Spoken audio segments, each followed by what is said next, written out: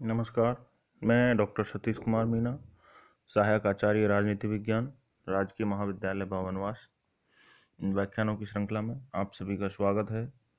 आज हम पाश्चात्य विचारक प्लेटो के द्वारा दिए गए सिद्धांत साम्यवाद या यूँ कहें कि संपत्ति और पत्नियों के साम्यवाद के सिद्धांत के बारे में चर्चा करेंगे।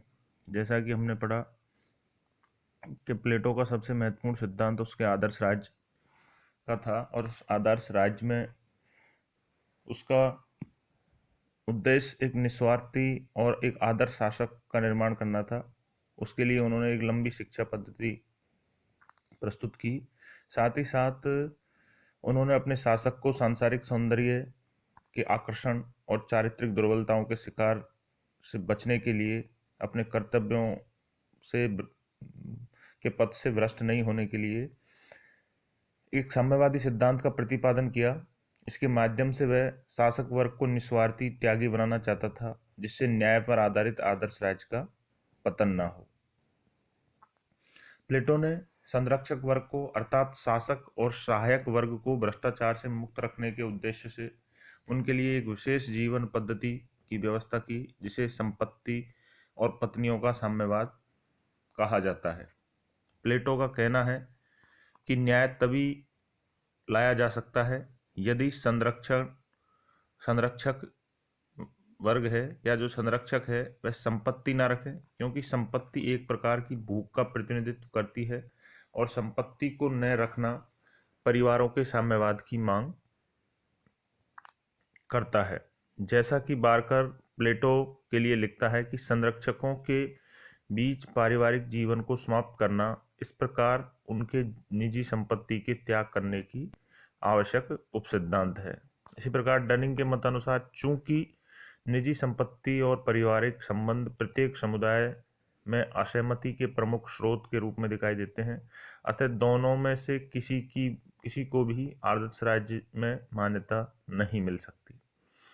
इसी प्रकार सेवाइन कहता है कि प्लेटो इतने दृढ़ रूप में सरकार पर संपत्ति के होने वाले अहितकर प्रभावों के प्रति आश्वस्त था कि उसे इस बुराई को दूर करने के लिए संपत्ति को ही समाप्त करने के अतिरिक्त और कोई रास्ता नहीं दिखाई देता था।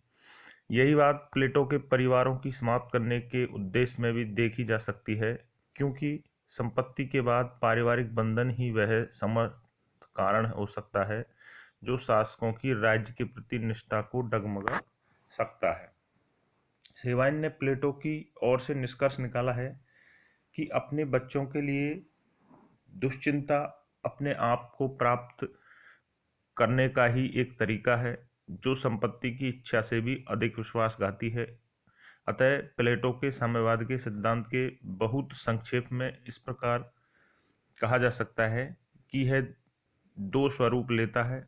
सेवाइन का कहना है कि पहला शासकों और सहायकों के लिए निजी संपत्ति का निषेध करना और दूसरा एक स्थायी एवं एक पत्निक यौन संबंध के व्यवहार को समाप्त करके उसके स्थान पर सर्वोत्तम संभव संतान प्राप्ति के लिए शासक के आदेश पर नियंत्रित प्रजनन करना। ये दो निष्कर्ष निकल कर आते हैं। ये दो प्रकार के साम्यवाद शासकों और सहायकों पर ही लागू होते हैं, आम जनता पर नहीं, जिन्हें प्लेटो संरक्षक कहता है। वह कहता है कि प्लेटो का संपत्ति और परिवारों के साम्यवाद के समर्थन के लिए तर्क यह था कि राज्य की एकता इन दोनों की समाप्ति की मांग करती है। राज्य की एकता सुनिश्चित रखने में परिवार और संपत्ति उसके मार्ग में बाधक हैं, इसलिए संपत्ति और विवाह को समाप्त करना होगा। मैक्सी ने प्लेटो और मार्क्स के साम्यवाद की समानताएं उजागर करने का प्रयास किया है, किंतु दोनों के साम्यवाद की तुलना करना गलत है। प्लेटो के साम्यवाद के अध्ययन से उसकी कुछ सामान्य विशेषताएं निकल कर आती हैं। कुछ लोग उसकी तुलना वर्तमान साम्यवाद से भी करते हैं, लेकिन उसकी जो सामान्य विशेषता है उनमें है कि प्लेटो के द्वारा जो प्रतिपादित साम्यवादी व्यवस्था का सिद्धांत है उसका संबंध केवल अभिभावक वर्ग से है, उत्पादक वर्ग से नहीं। जबकि वर्तमान के जो सब साम्यवादी सिद्धांत हैं जैसे मार्क्स का, उनका संबंध सभी से है, पूरी जनता से। इसी प्रकार प्लेटो के साम्यवाद का आधार मनोवैज्ञानिक है, अर्थात अभिभावक को परिवार और संपत्ति के प्रति महत्वहीन बनाना है, जिससे कि वे कर्तव्य मार्ग से भ्रष्ट न हो जाएं। तीसरा, यह व्यवस्था के अंतर्गत अभिभावकों के लिए संपत्ति और निजी परिवार का निषेध है। इन लोगों के आवास और भोजन का प्रबंध राज्य की तरफ से किए जाने की व्यवस्था है। अगला, इसमें ऐसी व्यवस्था की गई है जिसमें विवाह नहीं करने पर संरक्षण स्त्री पुरुष मिलकर श्रेष्ठ संतान की प्राप्ति के लिए स्वतंत्र यौन संबंधों के माध्यम से समागम कर सकते हैं। इसी प्रकार इसमें इस साम्यवादी व्यवस्था का आधार राजनीतिक है, आर्थिक नहीं। इस प्रकार मैक्सी ने प्लेटो और मार्क्स के साम्यवादी सिद्धांतों की जो समानताएं उजागर की है, किंतु उसके साम्यवादी सिद्धांत और मार्क्स के साम्यवादी सिद्धांत में काफ़ी असमानताएं हैं, जिनको हम निम्न बिंदुओं के माध्यम से समझ सकते हैं। प्लेटो के साम्यवाद का एक राजनीतिक उद्देश्य है।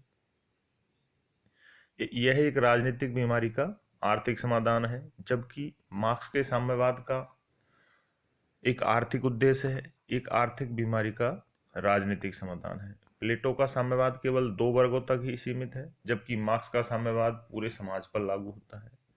प्लेटो के साम्यवाद का आधार भौतिक प्रलोभन है और इसकी प्रकृति वैयक्तिक है, जबकि मार्क्स का आधार सामाजिक बुराइयों की वृद्धि है, जिसका परिणाम निजी संपत्ति का संग्रहण है।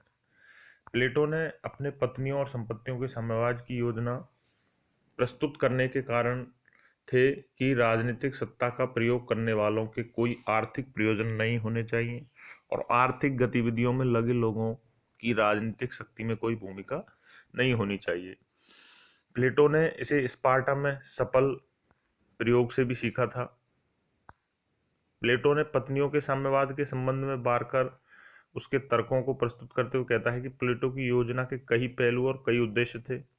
यह एक सुजनन की योजना थी, यह महिलाओं के उद्धार की एक योजना थी, यह परिवार के राष्ट्रीयकरण की एक योजना थी। इसका उद्देश्य अच्छे मनुष्य प्राप्त करना, महिलाओं के लिए अधिक स्वतंत्र और पुरुषों के लिए उनकी उच्चतम क्षमताओं का विकास था, जिससे उनमें और विशेष रूप से राज्य के शासकों में राष्ट्र के लिए अधिक समर्पित और जागृत निष्ठा रहे। इस सिद्धांत की चर्चा करने से यह स्पष्ट होता है कि रिपब्लिक में प्लेटो ने जिस साम्यवाद, संपत्ति और पत्नी की बात करता है, उसे वह स्वयं ही बाद में स्वीकार नहीं करता।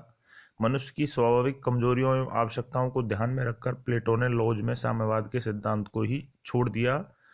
वह अब नागरिकों को व्यक्तिगत संपत्ति और परिवार दोनों रखने की सुविधा देता है, जो उसकी बाद की रचना है लॉज। वह मकान और भूमि को व्यक्तिगत संपत्ति मानता है, लेकिन भूमि व्यक्तिगत स्वामित्व में होने पर भी उसकी उपज पर सार्वजनिक अधिकार होगा। इस प्रकार वह भूमि को व्यक्तिगत अधिकार में रखते हुए उसका सामाजिकरण कर देता है। खुद ही अपने सिद्धांत की व्यवहारिक स्थिति के कारण बाद की आदर्श राज्य व्यवस्था की थी, उसमें उनका तुष्टीकरण करता है। इस तो अन्य विचारकों ने भी इनकी कुछ आलोचनाएं की हैं, जिनको हम निम्न बिंदुओं से समझ सकते हैं। प्लेटो की साम्यवादी योजना की उसके अनुयायियों से लेकर कार्ल पापर तक कई लोगों ने निंदा की है। इनके कुछ प्रमुख कारण हैं कि यह संदेहास्पद है कि परिवारों के साम्यवाद से, अर्थात संरक्षकों के लिए संयुक्त परिवार होने से अधिक एकता आएगी। अरस्तु का कहना है कि पत्नियों का साम्यवाद यदि अव्यवस्था नहीं भी लाएगा तो भी अस्त व्यस्तता को उत्पन्न करेगा, क्योंकि एक महिला सभी संरक्षकों की पत्नी होगी और एक ही पुरुष सभी महिलाओं का पति होगा। अरस्तु के ही शब्दों में एक पिता के हजारों बेटे होंगे और एक बेटे के हजारों पिता। साजे बच्चों की देखभाल पर भी पूरा ध्यान नहीं दिया जा सकेगा, क्योंकि प्रत्येक का बालक किसी का भी बच्चा नहीं होगा। यह भी संदेहपूर्ण है कि राज्य द्वारा नियंत्रित जोड़े बनाना कभी भी कारगर सिद्ध हो सकेगा। यह स्त्री पुरुष को पशु के दर्जे तक ले जा सकता है, क्योंकि इसमें स्थायी दाम्पत्य संबंध होंगे। साम्यवाद की पूरी योजना ही बहुत कठोर, नियमनिष्ठ और बाध्य करने वाली है। प्लेटो का साम्यवाद का सिद्धांत बहुत ही आदर्शवादी, कपोल कल्पना आधारित तथा यथार्थवादी है, इसलिए यह जीवन की वास्तविकताओं से बहुत दूर है। आज के व्याख्यान में इतना ही। नमस्कार, धन्यवाद।